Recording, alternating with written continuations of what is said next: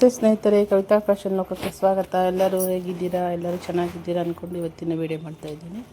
ಇವತ್ತು ಇದು ಭಾನುವಾರದ ವೀಡಿಯೋ ಆಗಿರುತ್ತೆ. ಇದು ಒನ್ ಡೇ ಟ್ರಿಪ್ ಹೋಗಿದ್ರಿ, ಅದು ಎಲ್ಲಿಗೆ ಹೋಗಿರಿ ಅಂತ ಈಗ ಹೇಳ್ತೀನಿ ನಾನು.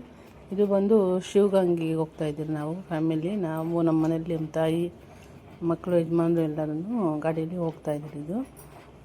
ಇದು ನಮ್ಮ ಮನೆ ದೇವರು, ಹೆಣ್ಣು ದೇವರಾಗಿರುತ್ತೆ. ಇದು ಅಂದರೆ ಹೊನ್ನಾದೇವಿ ದೇವರಿದು.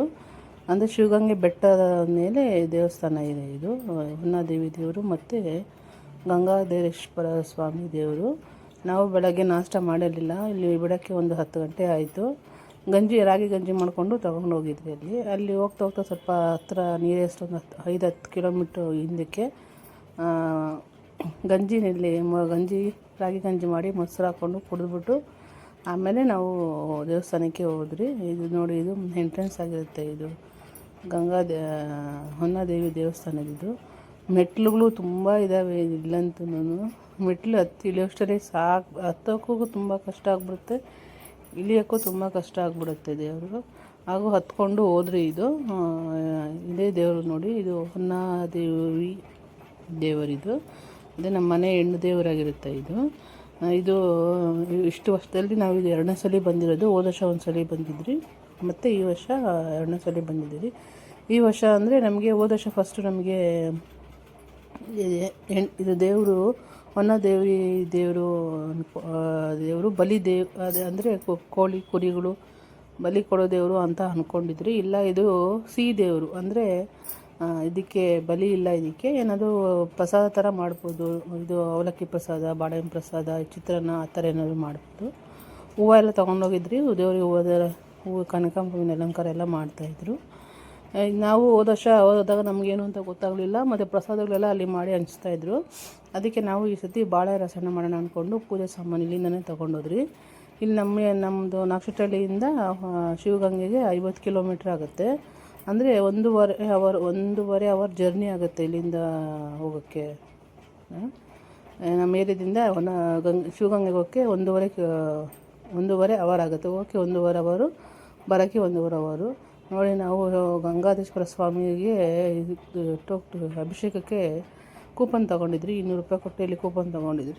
ಅಲ್ಲಿ ಒಂದು ಅರ್ಧ ಗಂಟೆ ವೆಯ್ಟ್ ಮಾಡಿಸಿ ಅಲ್ಲ ದೇವರಿಗೆ ಅಭಿಷೇಕ ಮಾಡ್ತಾಯಿದ್ರು.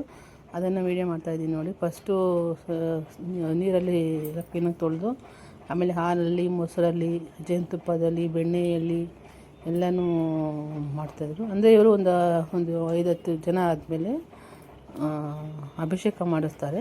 ಪೂಜೆ ಆದರೆ ಮಾಮೂಲಿ ಮಾಡಿ ಕಳಿಸ್ತಾರೆ. ನಾವು ಹೊನ್ನಾದೇವಿ ದೇವಸ್ಥಾನಕ್ಕೆ ಫಸ್ಟು ಹೋಗಿ ಅಲ್ಲೆಲ್ಲ ಪೂಜೆ ಎಲ್ಲ ಮಾಡಿಸ್ಕೊಂಡು ಬಾಳೆಹಣ್ಣೆಲ್ಲ ಇಲ್ಲಿಂದ ತೊಗೊಂಡೋಗಿದ್ರಿ. ಬಾಳೆಹಣ್ಣು, ಬೆಲ್ಲ, ಅವಲಕ್ಕಿ ಎಲ್ಲ ಇಲ್ಲಿಂದ ತೊಗೊಂಡೋಗಿ ಅಲ್ಲೇ ಎಲ್ಲ ಪ್ರಸಾದ ಎಲ್ಲ ಮಾಡಿ ಅಲ್ಲೇ ಹಂಚ್ಬಿಟ್ಟು ನೆಕ್ಸ್ಟು ಈ ದೇವ್ರಿಗೆ ಬಂದ್ವಿ. ಇದು ದೇವರು ಪಕ್ಕನೇ ಇದೆ. ಅಂದರೆ ಇದೊಂದು ಗೋಪುರದಲ್ಲಿದೆ ದೇವರು, ಅದೊಂದು ಗೋಪುರದಲ್ಲಿದೆ ದೇವರಿದು.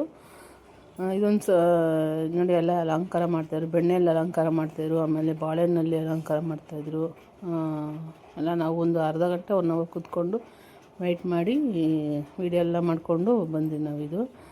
ಎಲ್ಲ ಲಾಸ್ಟಲ್ಲೆಲ್ಲ ಪೂಜೆ ಆದಮೇಲೆ ಅಲ್ಲಿ ಇದು ಹೊಸ ಒಡವೆಗಳು ಹೊಸದಾಗಿ ಮಾಡಿಸಿರ್ತಾರಲ್ಲ ಒಡವೆಗಳನ್ನ ತೊಗೊಂಡೋಗಿ ಅಲ್ಲಿ ದೇವ್ರದ ಮೇಲೆ ಇಟ್ಟು ಅದಕ್ಕೆ ಅಭಿಷೇಕಗಳು ಅಂದರೆ ಪೂಜೆ ಗೀಜೆ ಎಲ್ಲ ಮಾಡಿಸಿ ತೊಗೊಂಡು ಬಂದು ಯಾರು ಒಡವೆ ಕೊಟ್ಟಿರ್ತಾರಲ್ಲ ಅವ್ರಿಗೆಲ್ಲ ವಾಪಸ್ ಕೊಡ್ತಾರೆ. ಅಂದರೆ ನಮಗೂ ಇದು ಗೊತ್ತಿರಲಿಲ್ಲ. ನಾವು ಅಲ್ಲಿ ಪಕ್ಕದಲ್ಲಿ ಕೇಳಿದಾಗ ಅದನ್ನು ಹೊಸದಾಗಿ ಒಡವೆ ಮಾಡಿಸಿದಾಗ ದೇವ್ರ ಹತ್ರ ಹೋಗಿ ಪೂಜೆ ಮಾಡಿಸ್ಕೊಂಡು ಬಂದು ಇಟ್ಟರೆ ತುಂಬ ಒಳ್ಳೆಯದಾಗುತ್ತೆ, ಮತ್ತು ಒಡವೆಗಳು ಸಹ ಸೇರುತ್ತೆ ಅಂತ ಇಲ್ಲಿನ ಒಬ್ಬೊಬ್ರದ್ದು ಪದ್ಧತಿ ಅಂತ. ನಾವು ಇದೇ ಫಸ್ಟು ನೋಡಿದ್ದು. ನಾವು ಒಡವೆ ಎಲ್ಲ ದೇವ್ರ ಮೇಲೆ ಇಟ್ಟು ಪೂಜೆ ಎಲ್ಲ ಮಾಡಿಸಿದ್ದು. ಮತ್ತು ನೋಡಿ, ಅಭಿಷೇಕ ಎಲ್ಲ ಆದಮೇಲೆ ಕ್ಲೀನಾಗಿ ಅಲಂಕಾರಗಳೆಲ್ಲ ಮಾಡಿ ಪೂಜೆ ಮಾಡ್ತಾಯಿದ್ರು. ಇದು ಗಂಗಾಧರೇಶ್ವರ ಸ್ವಾಮಿ ದೇವಸ್ಥಾನ ಇದು. ಮತ್ತು ಈ ದೇವಸ್ಥಾನದಿಂದ ಇನ್ನು ಮೇಲಕ್ಕೆ ತುಂಬ ಬೆಟ್ಟ ಹತ್ತಬೇಕು. ಇಲ್ಲಿ ಬೆಟ್ಟ ಹತ್ತದ ಮೇಲೆ ಇನ್ನೊಂದು ದೇವಸ್ಥಾನ ಇದೆ. ಅದು ಒಳಕಲ್ಲು ತೀರ್ಥ ಅಂತ. ಅದು ನೀರು ಒಳಕಲ್ಲು ತೀರ್ಥಕ್ಕೆ ಕೈ ಹಾಕಿ ನೀರು ಸಿಗುತ್ತೆ ಅಲ್ಲಿ. ಈ ಸತಿ ಹೋಗಲಿಲ್ಲ ನಾವು. ಹೋದ ಸತಿ ಹೋಗಿದ್ವಿ. ಈ ಸತಿ ತುಂಬ ಬಿಸಿಲು ಬೇರೆ ಇತ್ತು, ಹೋಗೋಕ್ಕಾಗಲಿಲ್ಲ. ಇಲ್ಲೇ ಒಂದು ಸ್ವಲ್ಪ ಕೆಳಗಡೆನೇ ದೇವಸ್ಥಾನ ಇರೋದ್ರಿಂದ ಇಲ್ಲೇ ಪೂಜೆ ಎಲ್ಲ ಮಾಡಿಸ್ಕೊಂಡು ಬಂದರೆ ಇಲ್ಲೊಂದು ಬಸವಣ್ಣ ಕಲ್ಲಿನ ಬಸವಣ್ಣ ಇತ್ತು, ಅದನ್ನು ವೀಡಿಯೋ ಮಾಡ್ಕೊಳ್ತಾ ಇದ್ದೆ ನೋಡಿ. ಇವಾಗ ಇದೆಲ್ಲನೂ ಇಲ್ಲಿ ಅನ್ನ ದಾಸೋಹ ಮಾಡ್ತಾರೆ ಇಲ್ಲಿ. ನಾವೆಲ್ಲನೂ ಪೂಜೆ ಎಲ್ಲ ಮಾಡಿಸ್ಕೊಂಡು ಕೆಳಗೆ ಬಂದು ನಮ್ಮ ಯಜಮಾನ್ರ ನಮ್ಮ ಯಜಮಾನ್ರ ಮಗಳೆಲ್ಲ ಒಳಗೆ ಹೋಗಿದ್ರು.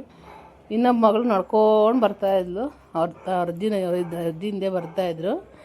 ಅದಕ್ಕೆ ನಿಲ್ಲಿಸ್ಕೊಂಡು ವೀಡಿಯೋ ಮಾಡ್ಕೊಳ್ತಾ ಇದ್ದೆ ನೋಡಿ. ಆ ಬ್ಯಾಗಲ್ಲೆಲ್ಲ ನೀರು ಬಾಟ್ಲು ತುಂಬ್ಕೊಂಡಿದ್ರು, ಯಾಕಂದರೆ ನೀರು ಮೆಟ್ಲು ಹತ್ತಾ ಇಳಿತಾ ನೀರು ತುಂಬ ದಾಹ ಆಗ್ತಾಯಿತ್ತು. ಮತ್ತು ನೋಡಿ ಇಲ್ಲಿ ಅನ್ನದಾಸೋಹ ಮಾಡ್ತಾರೆ. ಇಲ್ಲಿ ರವೆ ಪಾಯಸ, ಅನ್ನ ಸಾರು ಮಾಡಿ ಹಾಕ್ತಾರೆ ಇಲ್ಲಿ. ಇದು ಬೆಳಗ್ಗೆ 12 ಗಂಟೆಯಿಂದ 3 ಗಂಟೆವರೆಗೂ. 12 ಗಂಟೆಗೆ ಓಪನ್ ಆದರೆ ಅನ್ನದಾಸೋಹ 3 ಗಂಟೆಗೆ ಕ್ಲೋಸ್ ಆಗುತ್ತಂತೆ. ನಾವೆಲ್ಲ ಊಟ ಎಲ್ಲ ಮಾಡ್ಕೊಂಡು ಬಂದು ಸ್ವಲ್ಪ ಕೂತ್ಕೊಂಡು ರೆಸ್ಟ್ ತಗೊಳ್ತಾ ಇದ್ವಿ. ನಮ್ಮ ಇದೆಲ್ಲ ಇದು ನಮ್ಮ ತಮ್ಮನ ಮಗಳು, ಅವಳನ್ನೂ ಕರ್ಕೊಂಡೋಗಿದ್ದ ಜೊತೆಗೆ, ಅದನ್ನು ವೀಡಿಯೋ ಮಾಡ್ಕೊಂಡು ಹಾಕ್ಕೊಳ್ತಾ ಇದ್ದೆ ನೋಡಿ. ಇದು ನಮ್ಮ ತಾಯಿಯವರು. ಇವರು ಎಲ್ಲ ಮಾಡಿಕೊಂಡು ಪೂಜೆ ಎಲ್ಲ ಮಾಡಿಸ್ಕೊಂಡು ಇಲ್ಲೇ ಪ್ರಸಾದ ಹಾಕೋದ್ರಿಂದ ಇಲ್ಲೇ ಎಲ್ಲ ತಿಳ್ಕೊಂಡು ಬಂದ್ವಿ. ಅಲ್ಲಿ ಕಲ್ಯಾಣಿ ಈಚೆ ಬಂದಾಗ ಒಂದು ದೊಡ್ಡ ಕಲ್ಯಾಣಿ ಇತ್ತು. ಆ ಕಲ್ಯಾಣಿಯಲ್ಲಿ ಮೀನುಗಳು ಮೀನುಗಳಿಗೆ ಕಳ್ಳೆಪುರಿ ತೊಗೊಂಡೋಗಿ ಹಾಕ್ತಾಯಿದ್ರು. ಇವಾಗ ನಾವು ಇದೆಲ್ಲನೂ ಎಷ್ಟು ದಪ್ಪ ಮೀನಿತ್ತು ಅಂದರೆ ಅಲ್ಲಿ ಕಲರ್ ಮೀನುಗಳಿತ್ತು. ಅಲ್ಲಿ ದೊಡ್ಡದಾಗಿ ಕಲ್ಯಾಣಿ ಇದೆ, ಈಚೆ ಹೊರಗಡೆನೇ ಕಲ್ಯಾಣಿ ಇದೆ. ದೇವಸ್ಥಾನದಿಂದ ಸ್ವಲ್ಪ ಕೆಳಗಡೆ ನೋಡಿ, ಇಲ್ಲಿಷ್ಟು ದೊಡ್ಡದಾಗಿದೆ ಕಲ್ಯಾಣಿ. ಎಂಟ್ರೆನ್ಸು ನೋಡಿ ಆ ಕಡೆ ಬರುತ್ತೆ, ಈ ಕಡೆ ಒಂದು ಎಂಟ್ರೆನ್ಸು, ಆ ಕಡೆ ಒಂದು ಎಂಟ್ರೆನ್ಸ್ ಇರುತ್ತೆ.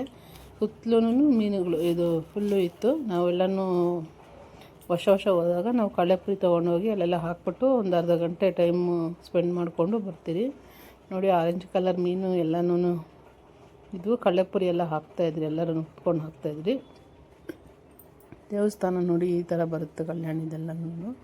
ಇದು ಮೇಲ್ಗಡೆ ಬೆಟ್ಟ ಫುಲ್ಲು ಹತ್ತಬೇಕಿತ್ತು. ತುಂಬ ಬಿಸಿಲಿರೋದ್ರಿಂದ ಹತ್ತಕ್ಕಾಗಲಿಲ್ಲ ಈ ಸತಿ.